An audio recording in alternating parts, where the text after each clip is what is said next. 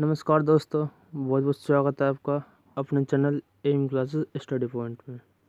और मैं Rajiv Kumar class 9th की इकोनॉमिक्स पढ़ेंगे। आज हम चैप्टर हमारा फर्स्ट, और चैप्टर फर्स्ट का नाम है पालमपुर गांव की कहानी। तो आइए चलिए चलते हैं हम अपने कहानी पर।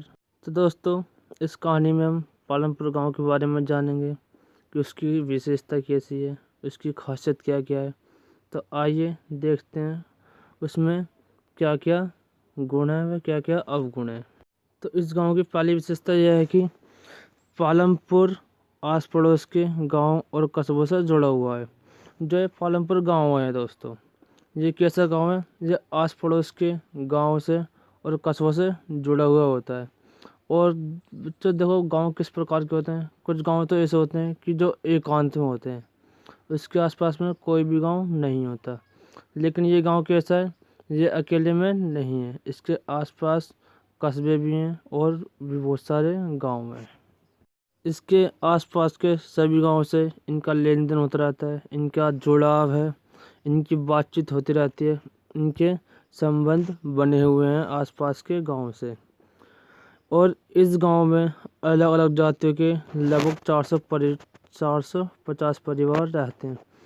तो दोस्तों, ये जो पालमपुर गांव है, इसमें कई प्रकार की जातियों के लोग रहते हैं और लगभग 450 परिवार इस गांव में रहते हैं। गांव में ज़्यादातर ज़मीन के मालिक उच्च जाति के 80 परिवार रहते हैं। तो दोस्तों, आपने ज़्यादातर नोटिस किया होगा कि जो गांव के जो मालिक होते हैं वो कौन होते हैं? ज़्यादातर उच्च जाति के लोग होते हैं, जिन पर ज़्यादा से ज़्यादा ज़मीन होती है। और इस गांव में ऐसे ऊंची जाति के 80 परिवार रहा करते थे। और इस गांव में, जैसा कि आप जानते हैं कि बहुत से गांव ऐसे होते हैं कि उस गांव में केवल एक ही जाति के लोग रहा करते हैं, लेकिन इस गांव में अलग अलग जाति के, अलग अलग धर्म के 450 परिवार रहते हैं। तो बात करते हैं हम अपने चौथे पॉइंट की। उच्च जाति के मकान ईंट और सीमेंट के बने हुए हैं। आपने गांव में नोटिस किया होगा कि जो ऊंची जाति के लोग हुआ करते हैं, जो उच्च वर्ग के, उनके जो मकान होते हैं वो ज़्यादातर ईंट और सीमेंट के बने होते हैं। और जो नीची जाति के लोग होते हैं, उनके मिट्टी के बने हुए होते हैं। अब बात करते हैं हम अपने पांचवें पॉइंट की। दलित लोगों की संख्या गांव में कुल जनसंख्या का 1/3 हिस्सा है।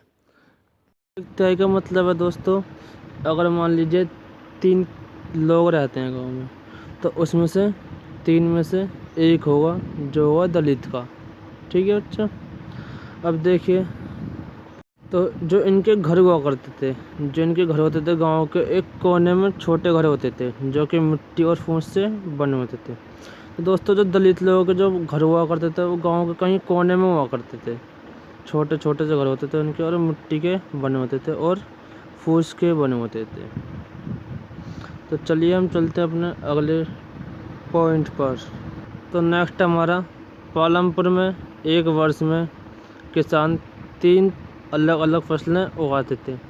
तो दोस्तों, जो पालमपुर गांव था, उस गांव में किसान जो हुआ करते थे वो एक साल में 3 अलग अलग प्रकार की फसल उगाते थे, जो कि एक बहुत ही अच्छी बात है, क्योंकि सिंचाई की व्यवस्था बहुत ही अच्छी थी। क्योंकि जो गांव की वहाँ पर सिंचाई व्यवस्था थी, जो सिंचाई होती है बच्चों, वो होती है पानी खेतों तक पहुँचाने की व्यवस्था, जो कि वहाँ पर बहुत ही अच्छी हुआ करती थी। वहाँ पे नदियों द्वारा, नहरों द्वारा, नालों द्वारा किसी प्रकार से सिंचाई की व्यवस्था की जाती थी। नेक्स्ट हमारा, ज़्यादातर घर में बिजली हुआ करती थी। आपने देखा होगा गांव में कि बहुत से गांव ऐसे हैं जहाँ पे बिजली नहीं हुआ करती थी, लेकिन इस गांव में बिजली हुआ करती थी ज़्यादा से ज़्यादा घरों में। पालमपुर में 450 परिवारों में से लगभग 1/3 अर्थात 150 के पास खेती के लिए भूमि नहीं थी। तो दोस्तों, जो पालमपुर गांव है, उस गांव में जो 450 परिवार रहते हैं, उसमें से लगभग 1/3 यानी कि 150 लोगों के पास, यानी 150 परिवारों के पास खेती के लिए भूमि नहीं है। और बाकी परिवारों के पास, जो कि 240 परिवार हैं, उनके पास भूमि है। देख पा रहे हैं आप, टोटल कितने परिवार हैं? 450 परिवार हैं। और ऐसे परिवार कितने हैं जिनके पास ज़मीन नहीं है, भूमि नहीं है? वो हैं 150। और जो 240 परिवार हैं, वो क्या है, उनके पास भूमि है, और जो बाकी परिवार बचते हैं वो खेती ना करके किसी और कार्य में लगे हुए हैं। पर कि पूरा का पूरा दोस्तों, हम नेक्स्ट टॉपिक के बारे में बात करते हैं, जो कि हमारा है उत्पादन। तो सबसे पहले हम बात करते हैं गैर कृषि क्रियाएं की। तो दोस्तों, मैंने आपको बताया है कि खेती बाड़ी के अलावा, खेती उत्पादन के अलावा अन्य कोई उत्पादन गतिविधि या कोई भी व्यक्ति किसी और कार्य में लगा हुआ है, किसी और क्षेत्र में लगा हुआ है, उसे गैर कृषि क्रियाएं कहते हैं। तो दोस्तों, उत्पादन करने के लिए, वस्तु बनाने के लिए या कोई भी फैक्ट्री खोलने के लिए हमें 4 चीज़ों की आवश्यकता पड़ती है, और जिन 4 चीज़ों की हमें आवश्यकता पड़ती है वो हम अब नीचे पढ़ेंगे। सबसे पहले हमें भूमि चाहिए, ज़मीन चाहिए कोई भी कार्य करने के लिए। उसके बाद हमें श्रम की आवश्यकता पड़ती है। श्रम का मतलब है उस ज़मीन पर काम करने के लिए कोई ना कोई चाहिए। तीसरा है हमें आगत चाहिए, आगत मतलब औजार चाहिए। उसके बाद है हमारा चौथा, हमें पैसे चाहिए, हम कार्यशील पूंजी भी बोल सकते हैं उसे। तो आइए दोस्तों, इसे समझते हैं। हमें कोई भी कार्य करना है तो उसके लिए हमें भूमि चाहिए। भूमि से हमें क्या होगा दोस्तों, जल मिलेगा, और भूमि से ही हमें जो है वन है, जंगल है, वो मिलेगा। और खनिज, खनिज भी जो है हमें दोस्तों जंगल से ही, सॉरी ज़मीन से ही मिले। श्रम, श्रम यानी कि आप काम कर रहे हैं, उस काम में आपको लोगों की आवश्यकता पड़ेगी काम करने के लिए, और जो वो बंदा है जो काम करेगा उसे कोई ना कोई औजार की आवश्यकता पड़ेगी, आगत की आवश्यकता पड़ेगी।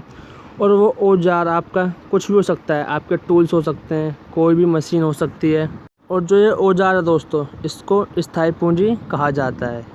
दोस्तों, नोट डाउन कर लीजिए कि स्थायी पूंजी क्या होता है, किसे कहते हैं। दोस्तों, मान लीजिए आपने कोई फैक्ट्री खोली, उस फैक्ट्री में आपने निवेश करके मशीन लगाई। जो आप मशीन लगाओगे वो आप रोज़ रोज़ तो लगाओगे नहीं, वो आप एक बार लगा दोगे, वही आपकी सालों साल तक चलती रहेगी।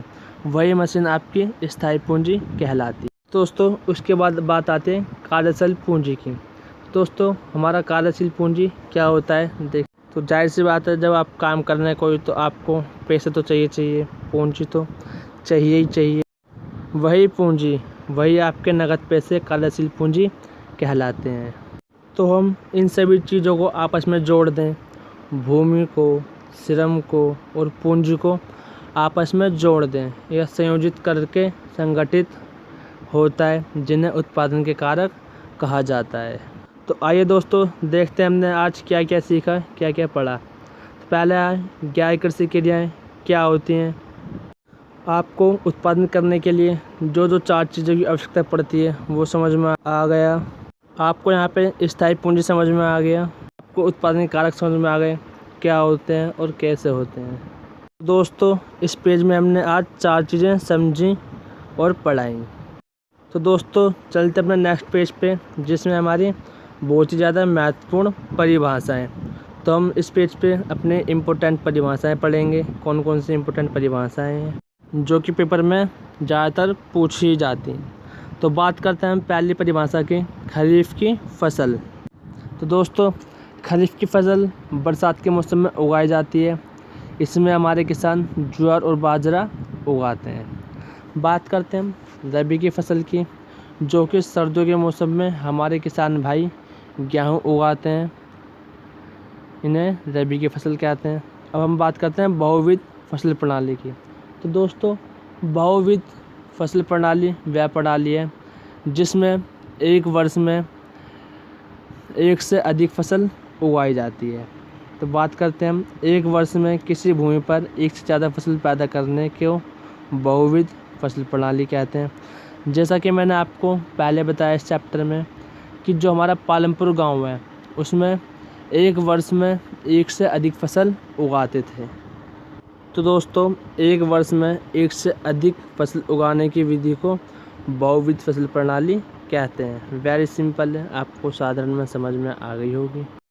तो आइए दोस्तों, अब हम बात करते हैं अगले टॉपिक की, हरित क्रांति की, जो कि हमारे लिए बहुत ही ज़्यादा इम्पोर्टेंट है और पेपर में अक्सर पूछा जाता है। तो आइए बात करते हैं हम हरित क्रांति की कि क्या है हरित क्रांति, इसमें क्या हुआ था, कैसे हुआ था, क्यों हुआ था। तो आइए दोस्तों बात करते हैं हम हरित क्रांति की, क्या आती है हरित क्रांति।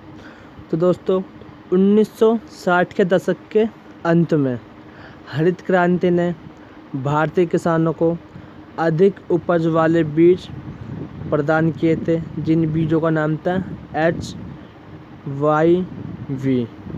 इसमें क्या हुआ था दोस्तों कि हमारे किसान भाइयों को गेहूं और चावल की खेती करने के तरीके को सिखाया गया था कि हमें किस तरीके से खेती करनी चाहिए। तो दोस्तों इसी को हरित क्रांति कहते हैं। कुछ आंकड़े जिनसे हमें ये पता चलता है कि क्या फ़ायदा हुआ HYV बीजों का, वो अभी यहाँ पर हमने लिया है। तो दोस्तों बात करते हैं हम पालमपुर में परंपरागत तरीकों का। तो दोस्तों परंपरागत तरीकों का मतलब होता है जो हम पुराने समय से उन तरीकों का प्रयोग करते आ रहे हैं। तो दोस्तों हम अगर उन परंपरागत तरीकों का उपयोग करते हैं तो जो हमारी फसल है, जो उपज है, वो 1300 किलोग्राम प्रति हेक्टेयर होती थी, जो कि उस समय के लिए बहुत ही कम थी, 1300 किलोग्राम प्रति हेक्टेयर। लेकिन जब हमने वहाँ पर HYV बीजों का उपयोग किया तो आप कह सकते हैं जो वहाँ की उपज थी वो एकदम से डबल हो गई। वहाँ की उपज कितनी हो गई, 3200 किलोग्राम प्रति हेक्टेयर तक पहुँच गई।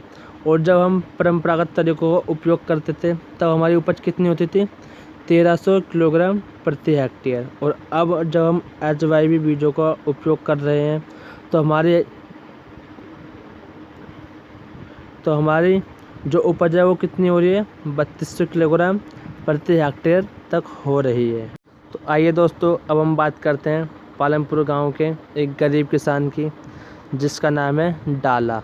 डाला के ऊपर हम बात करते हैं तो जो हमारा डाला है, तो डाला जो है वो एक भूमिहीन श्रमिक है जिसके पास कोई भी भूमि नहीं है। तो जो डाला है वो क्या करता है, रोज़ डेली मजदूरी पर काम करने वाला एक किसान है। वो उसके पास अपनी खुद की ज़मीन नहीं है, वो दूसरों की ज़मीन पर काम करता है। लेकिन उसको जो पैसे मिलने चाहिए थे वो उसको नहीं मिलते। अगर हम बात करें सरकार के द्वारा, तो सरकार के द्वारा खेतों में काम करने वाले जो श्रमिक हैं उनको एक दिन काम करने का कम से कम न्यूनतम 300 रुपये निर्धारित किया गया है। कम से कम 300 रुपये तो उन्हें मिलेंगे ही मिलेंगे। तो दोस्तों ये कब निर्धारित किया गया था, ये मार्च 2017 में निर्धारित किया गया था। मार्च 2017 में ये बोला गया कि जो कोई भी श्रमिक है वो अगर काम करता है तो उसे कम से कम प्रतिदिन का 300 रुपये मिलेगा ही मिलेगा। लेकिन इनको एक दिन का 160 रुपये ही मिलते हैं डाला को। तो उम्मीद करूँगा कि आपको पालमपुर गांव की सब कहानी पता चल गई होगी, उसमें क्या है, कैसे क्या होता है, वो गांव कैसा है, वहाँ के किसान कैसे हैं, वहाँ की खेतीबाड़ी किस प्रकार से की जाती है, वहाँ की उपज किस प्रकार की है, आपको सब के बारे में पता चल गया होगा। वहाँ के सिंचाई संसाधन किस प्रकार के हैं। तो उम्मीद करूँगा आपको चैप्टर अच्छे समझ में आया होगा। तो इसी के साथ आज हम अपना चैप्टर समाप्त करते हैं।